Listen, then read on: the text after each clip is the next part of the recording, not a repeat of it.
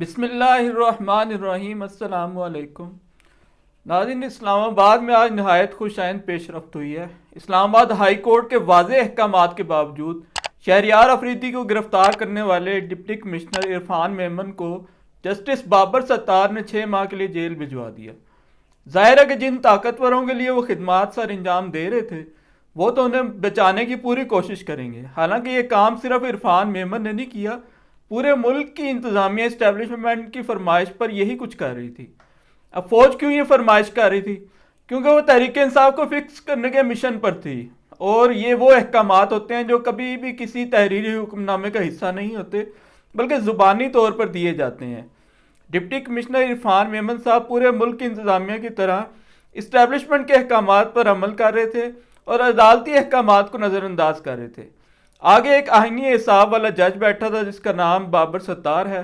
اگر پورے ملک کے جج صاحبان اسی طاقت کا مظاہرہ کرتے تو کبھی اسٹیبلشمنٹ کسی سیاسی جماعت کے ساتھ وہ سب کچھ نہ کر سکے جو پچھلے 9 ماہ میں تحریک انصاف کے ساتھ کیا گیا۔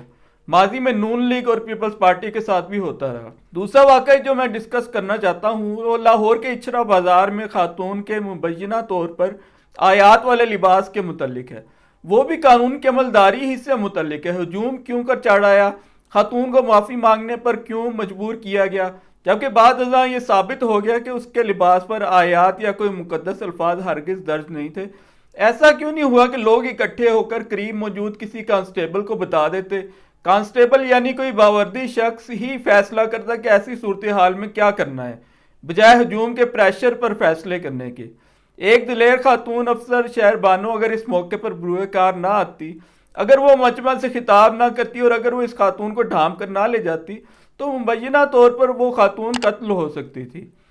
18 اپریل 2022 کو سیالکوٹ میں سری لنکن مینیجر کے ساتھ یہی ہوا تھا۔ اس پر مذہب کی گستاخی کا الزام لگایا گیا تھا اور زندہ جلا دیا گیا تھا۔ اس واقعے کی وجہ سے پاکستان کی بڑی بدنامی ہوئی، سری لنکا سے تعلقات تباہ ہو سکتے تھے، گو کہ ایسا ہونے سے ہم بچ گئے۔ بھارت میں گائے ذبح کرنے کے الزام پر کئی بار مسلمانوں کے ساتھ یہی ہوتا آیا ہے۔ آگے اس بات پر بھی ڈسکشن کرتے ہیں کہ کیا وجہ ہے کہ 2 مختلف مذاہب کے لوگ ایک ہی جیسے عمل کا مظاہرہ کرتے ہیں جب گستاخی کا الزام لگتا ہے تو، یعنی جس پر الزام ہے اس سے سڑک پر ہی پکڑ کے قتل کر دو۔ کیا وجہ ہے کہ بلے شاہ جیسا شاعر مسجد اور مندر کو ایک ہی مصرے میں پروتا رہا؟ ایسے واقعات کی وجہ جہالت تو ہے ہی، یہ بھی کہ پولیس اور نظام انصاف پر کسی کو کوئی اعتبار نہیں۔ سب جانتے ہیں کہ نہ پولیس قانون کے مطابق عمل کرے گی اور نہ عدالتی نظام مجرم کو سزا دے گا، چنانچہ خود ہی اسے سزا دے دو۔ پولیس اشرافیہ کی باندھی ہے، آج کل تحریک انصاف کو سبق سکھانے میں استعمال ہو رہی ہے۔ آپ ایف آئی آر کٹنے اور میڈیکل کرانے سے لے کر عدالتی فیصلے تک جب نظام عدل کا جائزہ لیتے ہیں تو معلوم ہوتا ہے کہ جو فریق زیادہ اثر و رسوخ کا مالک ہوتا ہے، زیادہ پیسے کھلا سکتا ہے، قانون اسی کا ساتھ دیتا ہے۔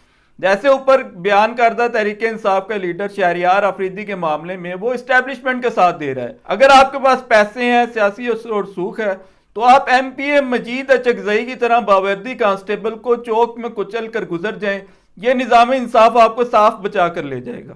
ہماری ریاست تو شریف اور زرداری خاندان کو ہاتھ نہیں لگا سکتی جن کے سب غلط بیانیاں ریکارڈڈ ہیں، قانون کے اور بینکوں کے ثبوت موجود ہیں۔ باوردی افسران خود جعلی اکاؤنٹس دکھایا کرتے، مقصود چپراسی سب کو یاد ہے۔ میری لندن تو کیا پاکستان میں بھی کوئی پراپرٹی نہیں والا بیان بھی ریکارڈڈ ہے۔ ایان علی کس کے پیسے لے کر جا رہی تھی اور اس کے خلاف کارروائی کرنے والوں کے ساتھ کیا ہوا سب جانتے ہیں۔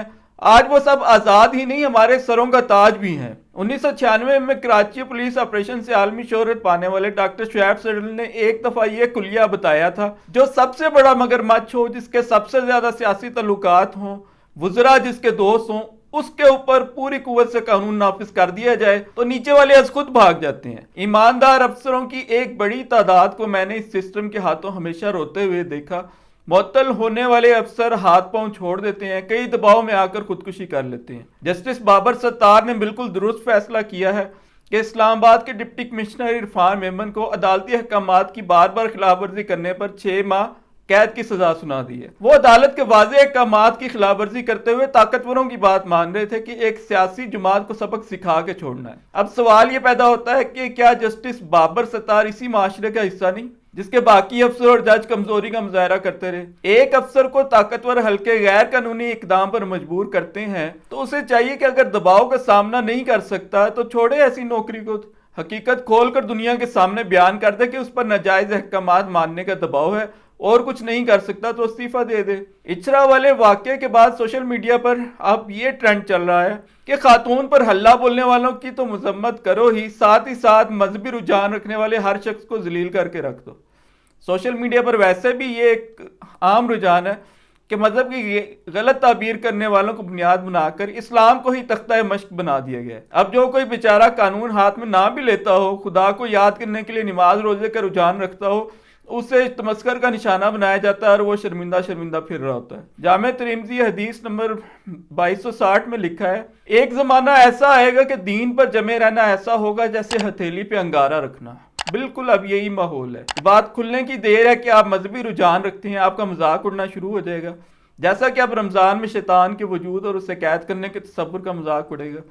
یہ سب کار خیر کرنے والے لبرل وہ ہیں اور سیکولر حضرات وہ ہیں جو کسی طبقے کی دل آزاری کو ویسے گناہ عظیم سمجھتے ہیں. مذہب کے معاملے میں البتہ اپنے اسی اصول کے خود ہی دھجیاں اڑا کے رکھ دیتے ہیں. یورپ جانے والی ایک پاکستانی مسلمان لڑکی نے یہ بتایا کہ ساتھ کام کرنے والی 2 خواتین کو جب یہ پتا چلا کہ وہ شادی شدہ ہے تو وہ کہکا لگا کر ہنستی رہیں اور تعجب سے اسے دیکھتی رہیں، حالانکہ وہ بھی مسلمان تھی. ان کی گفتگو کا لب لباب یہ تھا کہ زندگی ویسے ہی انجوائے کرو، شادی اور بچے پیدا کرنے کی کیا ضرورت.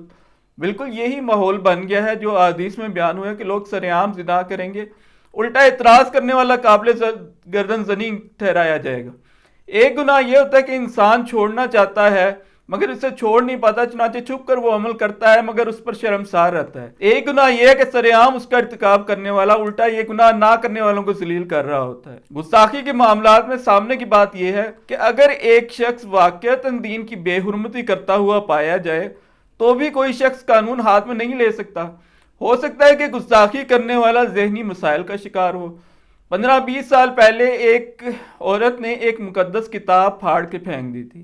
اب جبکہ وہ ذہنی طور پر ٹھیک ہے ہی نہیں تو اس پہ کون سی شریعت لاگو ہوتی ہے. راجہ بازار لال ویلی کے قریب ایک شخص ذہنی طور پر ٹھیک نہیں تھا. اس نے پہلی منزل سے قرآن مجید نیچے سڑک پہ پھینک دیا تھا. کئی مرد اور عورتیں ایسی خراب ذہنی حالت میں ہوتے ہیں کہ برہنگی تک کا احساس ختم ہو جاتا ہے. آپ بلے شاہ سمیت صوفیانہ شاعری کرنے والوں کا کلام پڑھیں تو حیرت انگیز طور پر وہ مندر اور مسجد کو ایک ہی مصرے میں کیوں پروتے ہیں. آپ بھارت میں گائے ذبح کرنے کے الزام لگانے والوں اور لاہور میں مبینہ آیات والے لباس پہ بھڑکنے والوں کو دیکھیں تو بالکل ایک ہی جیسے رد عمل کا وہ مظاہرہ کرتے ہیں. بلے شاہ نے لکھا تھا، پڑھ عالم فاضل ہویا کدی اپنے آپ نو پڑھیا ہی نہیں، جا وڑدا مسجد مندرہ اندر کدی من اپنے وچ وڑیا ہی نہیں. آپ ایسا متشدد رویہ اختیار کرنے والوں سے صرف ایک بار یہ سوال پوچھ لیں گے تمہارا مذہب کیسے سچا ہے اور دوسرے مذاہب کیوں جھوٹے ہیں، اس کے پاس اس سوال کا کوئی جواب نہیں ہوگا.